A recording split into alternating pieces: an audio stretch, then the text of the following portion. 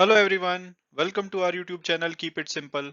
आज के वीडियो में हम बात करेंगे बंधन बैंक के बारे में, जिन्होंने कि कल मार्केट आवर्स के बाद अपने सेकंड क्वार्टर के रिजल्ट डिक्लेयर किए और इनको 3009 करोड़ का बड़ा घाटा हुआ है सेकंड क्वार्टर में।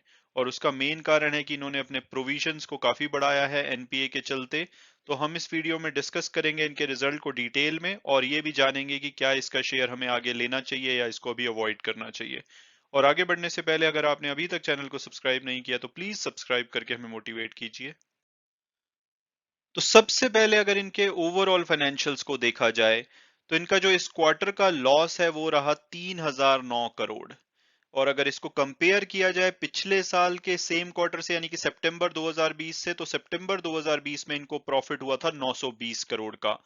और अगर पिछले क्वार्टर की बात की जाए यानी कि जून 2021 की, तो इनको प्रॉफिट हुआ था 373 करोड़ का यानी कि 373 करोड़ का। तो अब आप सोच रहे होंगे कि भाई ये बैंक प्रॉफिटेबल था जब कोविड चल रहा था, सेकेंड वेव चल रही थी, अब सडनली ऐसा क्या हुआ कि इनको इतना बड़ा लॉस, और वो भी 3009 करोड़ का, यानी कि पिछले साल से 427% इनका प्रॉफिट कम हुआ है। तो क्या प्रॉब्लम है? तो अगर हम इसके थोड़े फाइनेंशियल्स को डिटेल में देखें, तो अगर इनकी इनकम साइड की बात की जाए तो इनकम इनकी एक्चुअली में 6% बढ़ी पिछले साल से। हालांकि पिछले क्वार्टर से वो लगभग 10.5% नीचे गिरी, बट पिछले साल से वो 6% बढ़ के 27 करोड़ रही। और अगर एक्सपेंसेस की बात की जाए, ऑपरेटिंग एक्सपेंसेस, तो वो 30% बढ़े पिछले साल के मुकाबले। तो ओवरऑल जो ऑपरेटिंग प्रॉफिट है वो सिर्फ 4% के आसपास कम हुआ पिछले साल से। तो ठीक है, ये रीजनेबल लगता है, कोविड का टाइम था, समझ आता है। लेकिन जो सबसे बड़ी प्रॉब्लम है इनके फाइनेंशियल्स में वो है इनके प्रोविजन।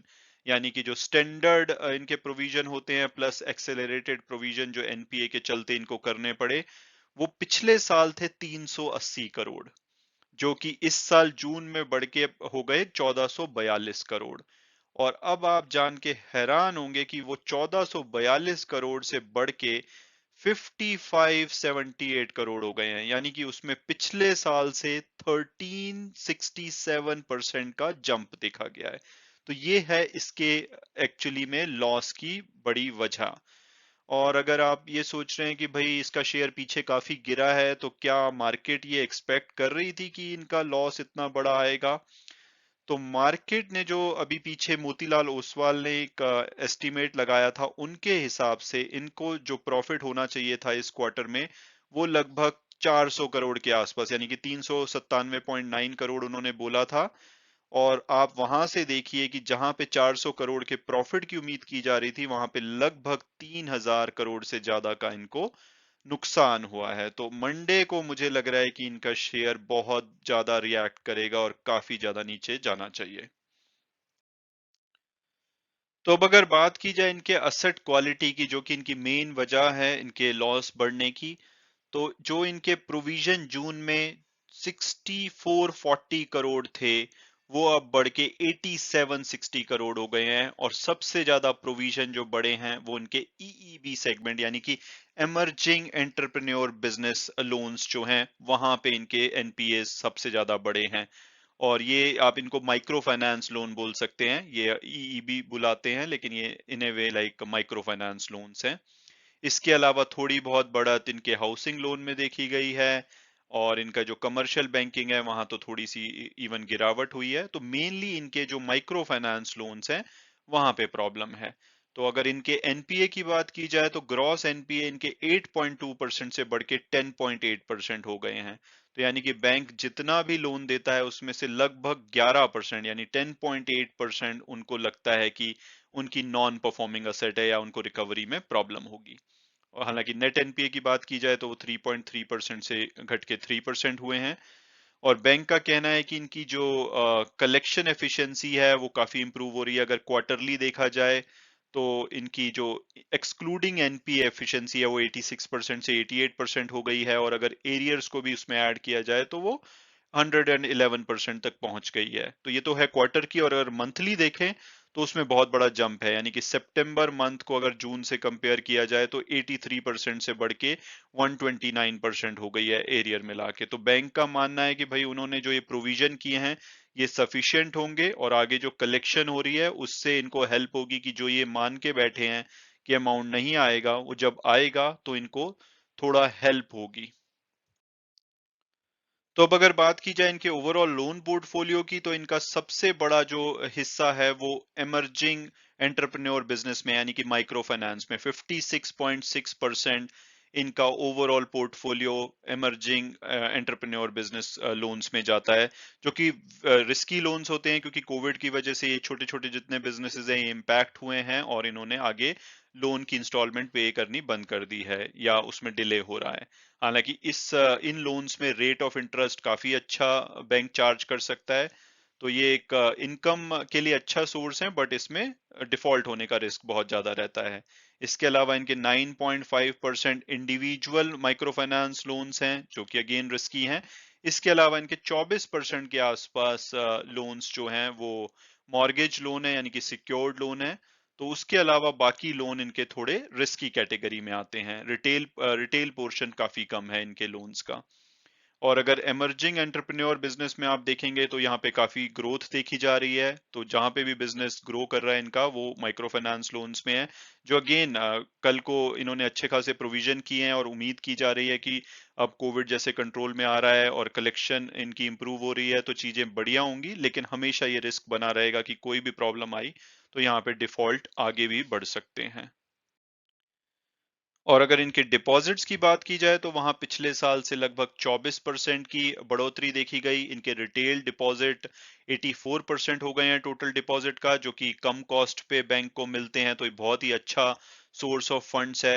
ये एक अच्छी बात है। कासा परसेंटेज यानी कि करंट अकाउंट सेविंग अकाउंट से जितना डिपॉजिट होता है बैंक का, अगर उसको देखा जाए तो वो 44.6% है, जो कि कंपैरेटिवली बहुत ही अच्छा है। और इसके अलावा जो इनका एवरेज सेविंग अकाउंट बैलेंस है कस्टमर का वो 1,400 रुपए है। हालांकि पिछले साल से वो थोड़ा कम हुआ है, लेकिन ओवरऑल ये नंबर्स डिपॉजिट्स के अच्छे लगते हैं कि इनका जो कॉस्ट ऑफ फंड्स है वो काफी सारा इनका रिटेल डिपॉजिट से आ रहा है या करंट अकाउंट सेविंग अकाउंट से आ रहा है, जो कि एक अच्छा सोर्स ऑफ फंड्स माना जाता है।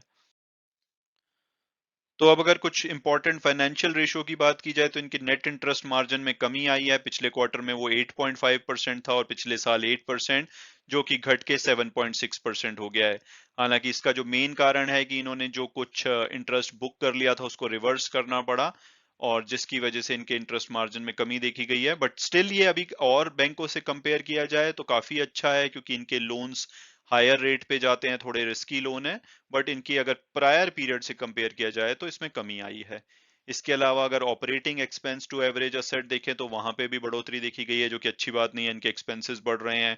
Overall cost to income ratio देखी जाए तो वहां पे भी पिछले साल और पिछले क्वार्टर से बढ़ोतरी देखी गई है, तो ये एक अच्छे साइन नहीं है।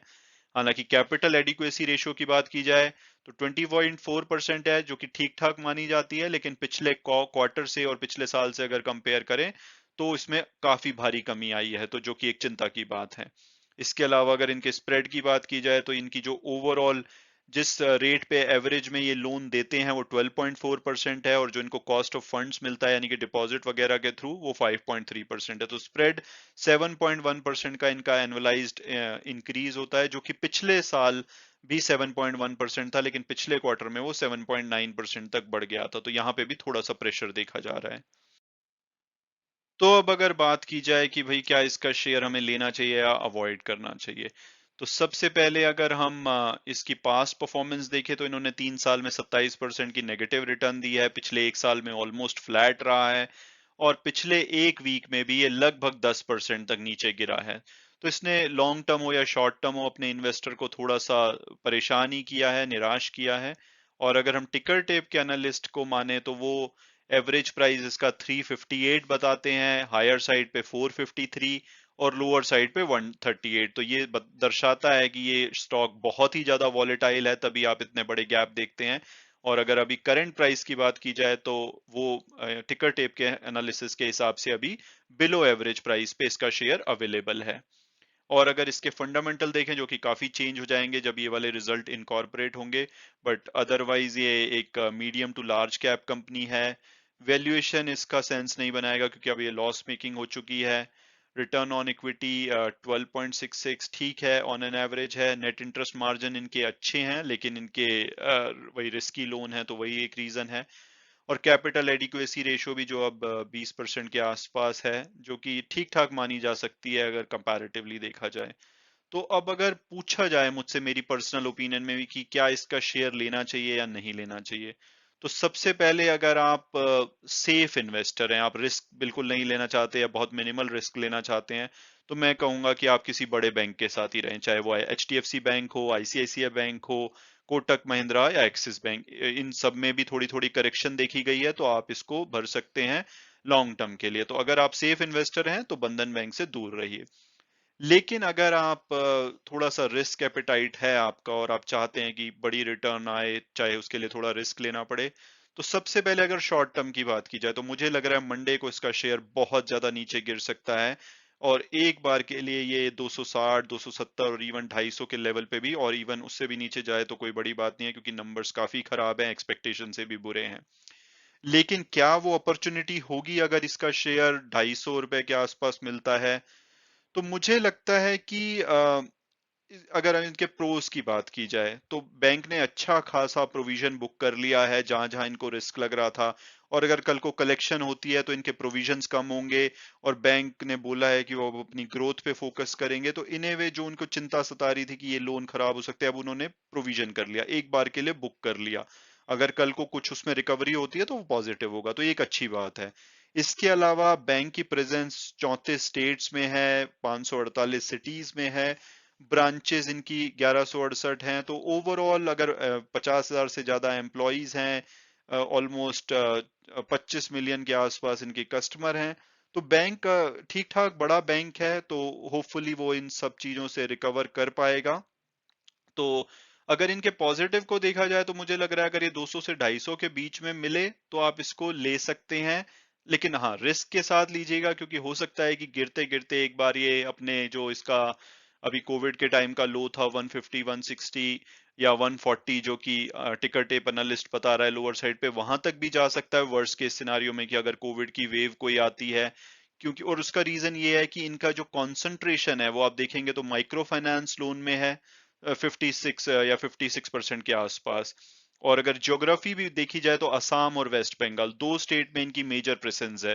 हालांकि दूसरी जगह पे अपनी प्रेजेंस बढ़ा रहे हैं, लेकिन आज की डेट में मेनली असम और वेस्ट बंगाल पे डिपेंडेंट है। तो अगर उस स्टेट में कोई भी प्रॉब्लम आती है, जैसे अभी पीछे दुर्गा पूजा के बाद वहां पे कोविड के केसेस बढ़े हैं बंगाल में, तो ये इनके लिए बहुत ही नेगेटिव हो सकता है, तो बहुत ही वॉलेटाइल हो सकता है। तो ये गिरने पे आया तो ये एक बार के लिए 150 रुपए या एक ऐसे लेवल पे पहुंच सकता है जो कि आपने इमेजिन नहीं किया होगा, यहाँ से आधा भी हो सकता है।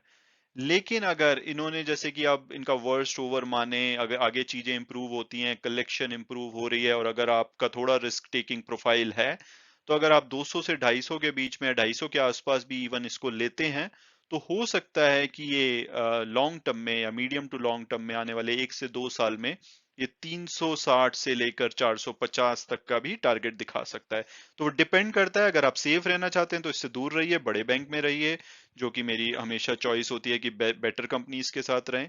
लेकिन थोड़ा सा हायर रिटर्न की उम्मीद है, यानी कि यहाँ से आप चाहते हैं कि आपको 25 से 60-70% की रिटर्न मिले, तो वो शायद बड़े बैंकों में इतना आसान नहीं होगा, लेकिन इसमें अगर चीजें इंप्रूव हुई तो आपको वो रिटर्न मिल सकती है। लेकिन उसकी कॉस्ट क्या होगी कि आपको हो सकता है 50% तक अपनी कैपिटल गंवानी भी पड़ सकती है अगर चीजें एज पर प्लान नहीं गई तो। हालांकि वीडियो क्लोज करने से पहले मैं हमेशा की तरह डिस्क्लेमर दूंगा कि अगर आप इसमें इन्वेस्ट करना चाहते हैं तो अपने फाइनेंशियल एडवाइजर से बात कीजिए, अपनी फर्दर रिसर्च कीजिए। उसके बाद अगर आप कंफर्टेबल होते हैं तभी आप इसमें इन्वेस्ट कीजिए। And thanks so much for watching the video, and God bless you all.